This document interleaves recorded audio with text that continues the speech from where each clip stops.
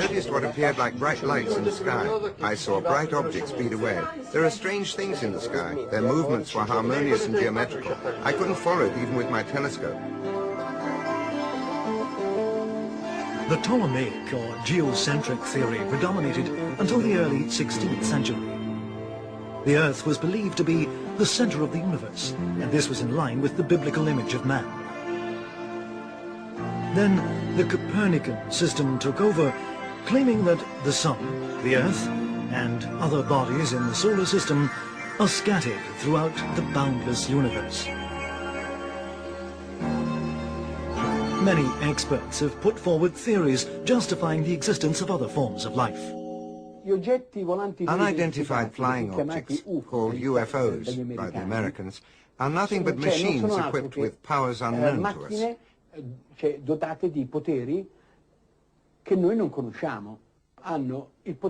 have the power to travel from one dimension to another without the problems we face.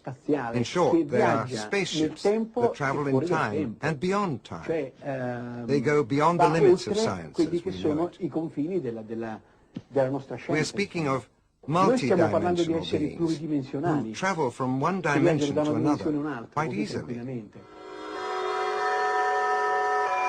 Returning to our solar system, about 5 billion years ago, in a little spot in the universe called the Milky Way, something occurred that was absolutely normal in the life of the universe, but quite extraordinary in terms of our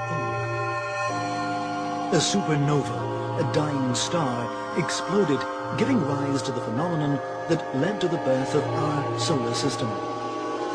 The Sun, the 9 planets that orbit around it, satellites, and asteroids. Similar events, no doubt, still occur in many parts of the universe, fueling hopes concerning the birth of other forms of life, which scientists theorize already existed in the distant past, or that could exist in the future.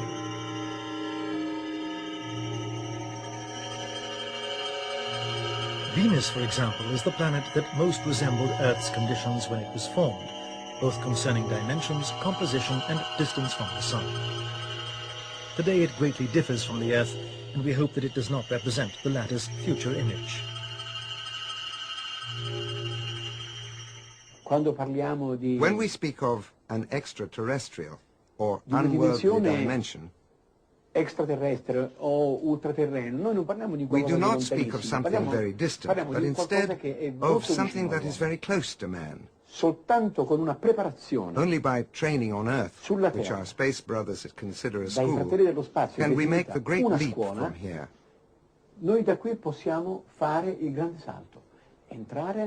That of entering the dimension where these beings of light dwell, because they are beings of light. They probably exist beneath Mars' surface and around Jupiter's planets.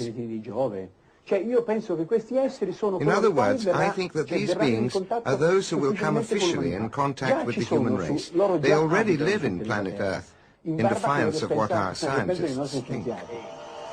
7, 6, 5, 4, 3, 2, 1, and liftoff of the Flight 3 rocket with the Mars observer and America's return to the Red Planet. Another planet we should consider is Mars.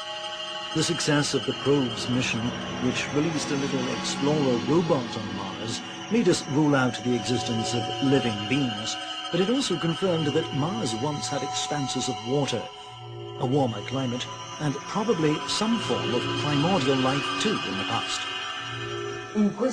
Is it not possible for someone else to exist in space, with its billions of galaxies and millions of stars in each one of them, someone who could be thinking the same as us?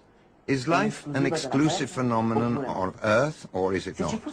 If there were another life form on some planet, would it be similar to ours? For ages, man has attempted to answer these questions, trying to detect possible radio signals coming from various stars. Blue Book Project. Blue Book Project, a United States Air Force investigational project begun in 1952 to find a scientific explanation for UFO sightings, highly suspected of misleading researchers and shelving issues. There are some exceptional sightings in Esdalen. Lights can be seen. They appear on a daily basis, at all hours, every evening. Some very interesting phenomena are occurring in Scandinavia. This is one of the really important signs.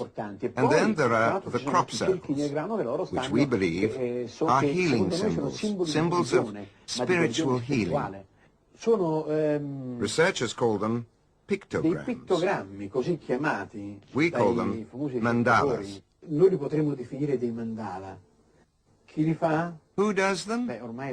That's quite obvious by now. I believe that some don't understand because in practice they don't want to understand. It's so clear and obvious that crop circles are nothing but an expression of cosmic beings attempting to communicate with us through signs. These will increase because something really important is changing in the planet. The Earth's energy transformation is underway, and so is ours. As we are closely related to the Earth's energy, we are one with it. We are not something apart from it. In other words, there is no separation, as we think of it, or as we have created by polluting regions above and below the Earth and even the universe. Our spaceships often throw out so much garbage. We've even polluted regions beyond the Earth. They closely watch our politicians' behavior and the damage we have created around us.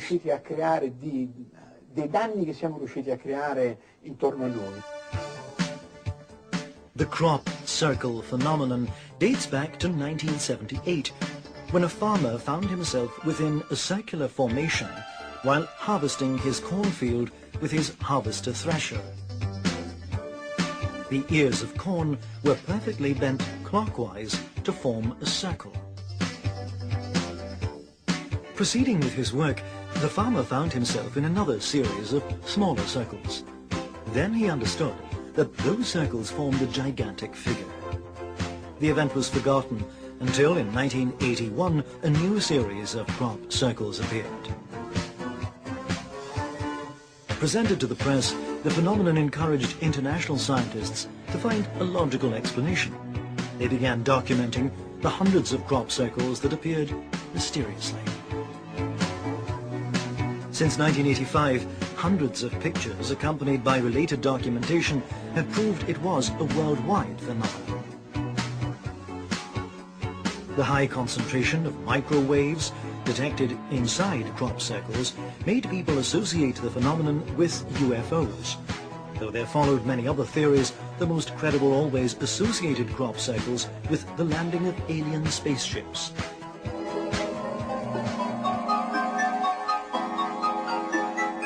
Most scientists say that since there are general laws that apply to all points of the universe, or to almost all of them, we can rightly think that a certain phenomenon that occurs in one spot can also happen in another. Besides the use of radio telescopes, experts continue their search with increasingly sophisticated space probes.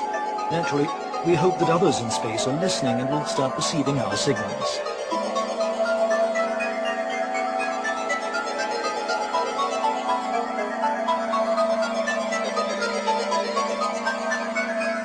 We, Earthlings, have involuntarily conveyed a huge number of radio